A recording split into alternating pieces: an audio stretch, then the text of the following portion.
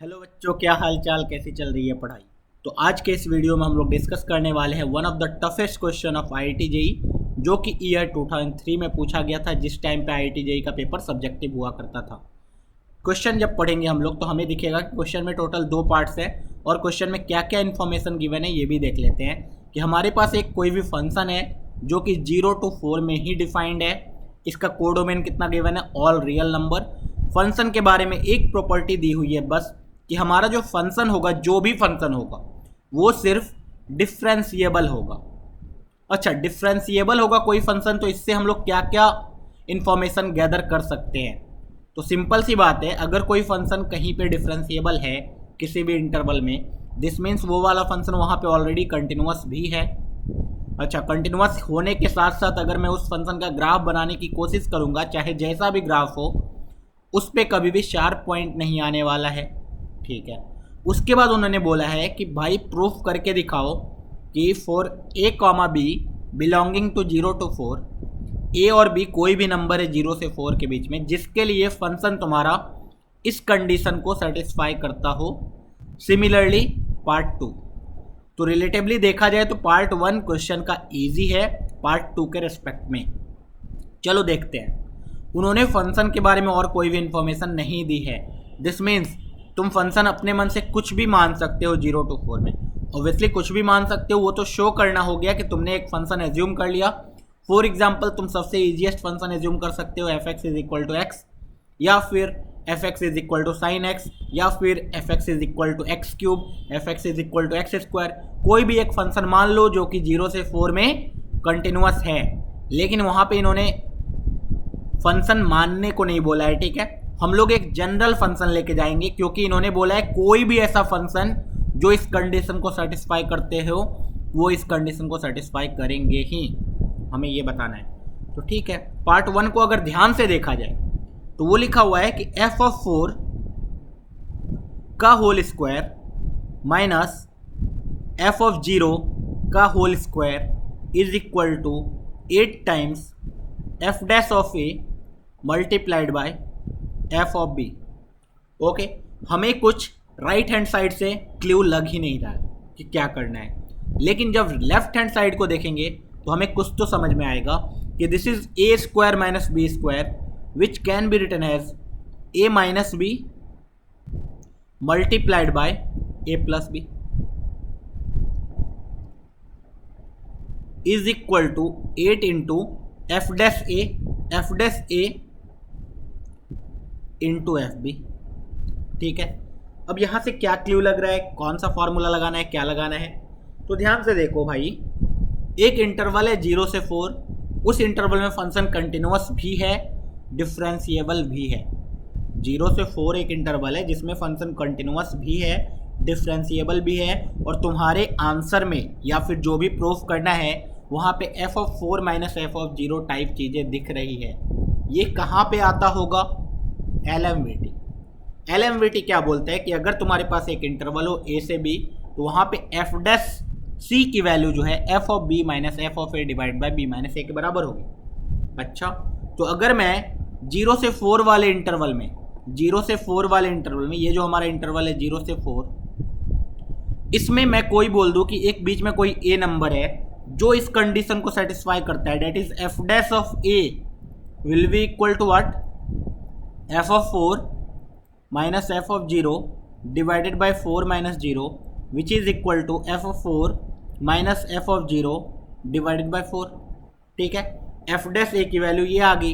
This means f of 4 minus f of 0 की value क्या आ गई, 4 multiplied by f dash a.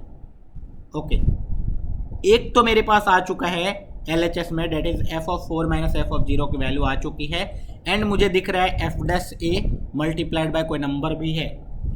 Okay, लेकिन इस नंबर को अगर हटाया जाए तो वहाँ पे बचेगा मेरे पास क्या, सिर्फ कि F of 4 plus f of 0 की वैल्यू कितनी है, 2 इंटू एफ ऑफ बी। अरे वाह, this means f of 4 plus f of 0 divided by 2 is equal to f of b. ये क्या है और इसको कैसे लाया जा सकता है, intermediate value theorem. Intermediate value theorem क्या बोलता है कि अगर तुम्हारे पास कोई भी फंक्शन है जो कि कंटिन्यूअस है किसी भी इंटरवल में, सपोज ए से बी में, और मैं एक रैंडम कोई भी ग्राफ बना रहा हूँ, सपोज ऐसा ग्राफ है, ऐसा कुछ ए से बी में, ठीक है, मान लिया। तो अगर ये वैल्यू एफ ऑफ बी है और ये वैल्यू अगर एफ ऑफ ए है, दिस मीन्स अगर मैं एफ ऑफ बी और एफ ऑफ ए का एवरेज निकालूं, that is f of b plus f of a by 2, तो ये जरूर कहीं एफ ऑफ सी आएगी, जहाँ पे सी होगा ए से बी के बीच में कहीं भी, ठीक है। ये नहीं कि मिड पॉइंट पे ही होगा, ये कहीं भी सी होगा। ये कैसे हो गया? तो ये कॉमन सेंस से हो गया।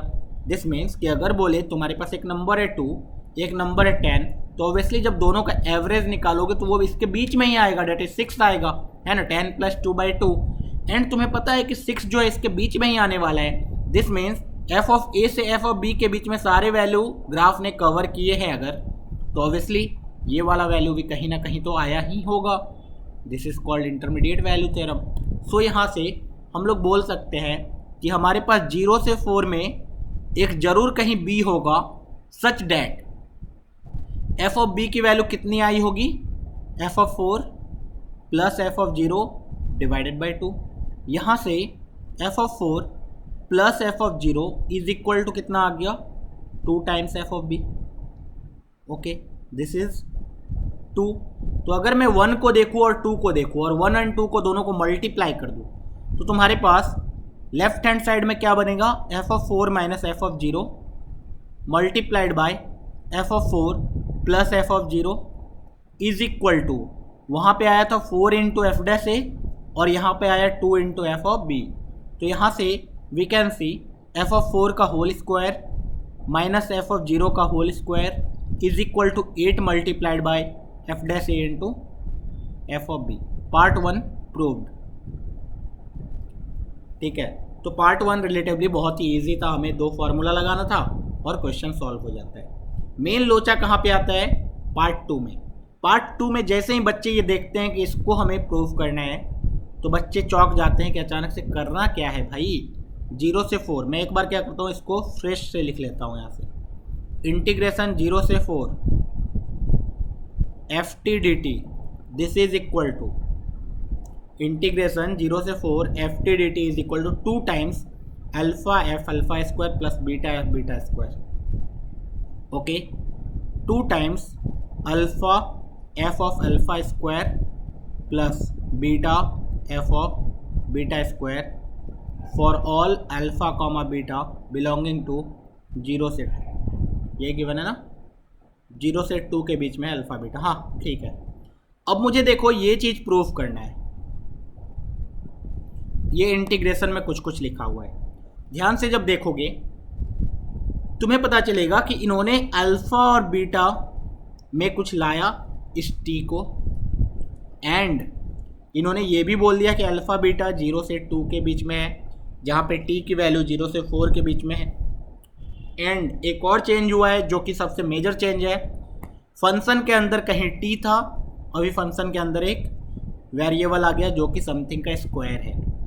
दिस मीन्स अगर मुझे इस इंटीग्रल को इवेलुएट करना है तो मुझे सबसे पहला काम क्या करना चाहिए भाई, टी को सम पी स्क्वायर रख दे, टी को पी स्क्वायर रख दे, अपने आप एफ के अंदर क्या आ जाएगा, पी स्क्वायर आ जाएगा। ओके, तो दिस मीन्स डी टी की वैल्यू कितनी आ गई, 2p dp। ओके, तो जैसे ही हमने सब्स्टिट्यूट किया ये इंटीग्रल कितना बन गया, 0। जब t की वैल्यू 0 को जा रही है तो p की वैल्यू भी 0 की जाएगी, जब t की वैल्यू 4 को जा रही है तो p की वैल्यू 2 को जा रही होगी। तो 0 से 2 बन गया, f ऑफ p स्क्वायर बन गया मल्टीप्लाइड बाई 2p dp, ये बन गया मेरे पास। ओके, तो मुझे एक्चुअल में 0 से 2p f of p square dp निकालना है, ठीक है। अगर मैंने इसको निकालना चाहूँ एंड इसकी वैल्यू मुझे शो करनी है ये, अब यहाँ के बाद मेन सस्पेंस शुरू होता है। यहाँ तक तो कर लिया, अब ये इंटीग्रल कैसे कैलकुलेट करें, तो ऑब्वियसली इंटीग्रल कैलकुलेट नहीं कर पाएंगे डायरेक्टली, क्यों, क्योंकि हमें फंक्शन तो पता ही नहीं है। ओके, लेकिन मुझे दिख रहा है कि भाई ये जो आंसर है, आंसर में directly 2 times alpha into alpha square लिखा हुआ है। Two times beta into beta square लिखा हुआ है, तो two times P into P square, directly यही चीज़ लिखा हुआ है। अच्छा, डायरेक्टली यही चीज़ उठ के बाहर कब आ जाता है?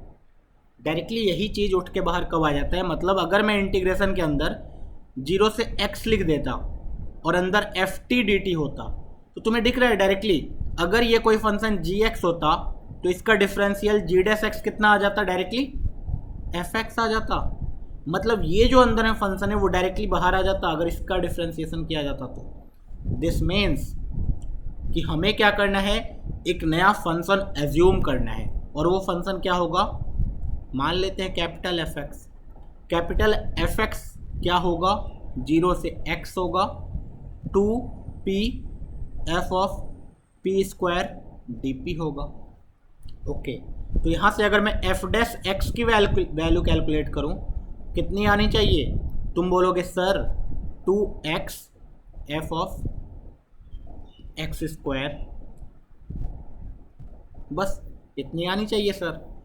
ओके, अब मैं बोल रहा हूँ कि मुझे क्या करना है, 0 से 2 में चाहिए, क्योंकि मुझे f ऑफ 0 की वैल्यू पता है जो कि 0 है। कैसे? x की वैल्यू जब 0 रखोगे इंटीग्रेशन 0 आ जाएगा, एंड f ऑफ 2 की वैल्यू भी पता है मुझे जो कि पूरा का पूरा fx है, मतलब fx बोल रहा हूँ जो कि पूरा का पूरा 0 से 2p f of p square dp है। ओके, और मुझे f' पता है भाई, f ऑफ 0 पता है, f ऑफ 2 पता है, f' पता है। This means what? अगर मैं एक वैल्यू लूँ 0 से 2 में LMVT लगाने की कोशिश करूँ, क्योंकि फंक्शन मेरा कंटिन्यूस है एंड डिफरेंशिएबल है, मैं कोई भी वैल्यू ले लूँ, सपोज लैम्डा, तो I can say that f of lambda that is f' of lambda की वैल्यू कितनी आनी चाहिए? f of 2 minus f of 0 divided by 2 minus 0, which is 0 से 2p f of p square dp divided by 2, which is equal to f' lambda कितना आ जाएगा? 2 lambda f of lambda square. Simple है, 2 lambda f of lambda square आ गया। Okay, यहाँ से मेरे पास क्या आया डायरेक्टली देखते हैं, 2 टाइम्स, ठीक है ऐसे ही रहने दिया, ठीक है। This is the equation we have got. अब देखते हैं क्वेश्चन को कि हमें एक्चुअल में प्रूफ क्या करना था। प्रूफ में हम लोग जब RHS में देखेंगे तो हमें 2 alpha f of alpha square plus 2 beta f of beta square चाहिए। अच्छा, प्लस में कुछ चाहिए, प्लस में चाहिए, एंड इस फंक्शन में एक बार अल्फा रखना है, इसी फंक्शन में एक बार बीटा रखना है, और उन दोनों का एडिशन करना है। तो अभी कुछ देर पहले हमने इस प्लस टाइप का कुछ चीज़ किया था। कहाँ पे आता है वो? Intermediate value theorem. अगर मैं इस फंक्शन पे f' पे इंटरमीडिएट वैल्यू थ्योरम लगाऊं तो अल्फा बीटा सब कुछ आने वाला है, ठीक है। लेकिन इंटरमीडिएट वैल्यू थ्योरम किस इंटरवल में लगाना है? तो ऑब्वियसली मुझे अल्फा चाहिए, बीटा चाहिए, तो मैं अल्फा से बीटा वाले इंटरवल में लगाऊंगा। एंड मैं और क्या एज्यूम करूंगा? मैं ये एज्यूम करूंगा कि ये जो लैम्डा था, मतलब मेरे पास एक नंबर लाइन है, यहाँ पे कोई नंबर 0 है, यहाँ पे कोई नंबर 2 है, मुझे अल्फा से बीटा के बीच में लगाना है। क्यों? अल्फा बीटा 0 से 2 के बीच में है, एंड मैं एज्यूम करूंगा लैम्डा ऐसा है। मैंने क्या बोला समझो, कहीं पे एक लैम्डा होगा जिसके लिए ये सेटिस्फाई करेगा कंडीशन, कहीं पे तो होगा 0 से 2 के बीच में। तो मैं क्या करूंगा, एक अल्फा ऐसा ले लूंगा जो 0 से लैम्डा के बीच में हो, एक बीटा ऐसा ले लूंगा जो लैम्डा से 2 के बीच में हो, ठीक है।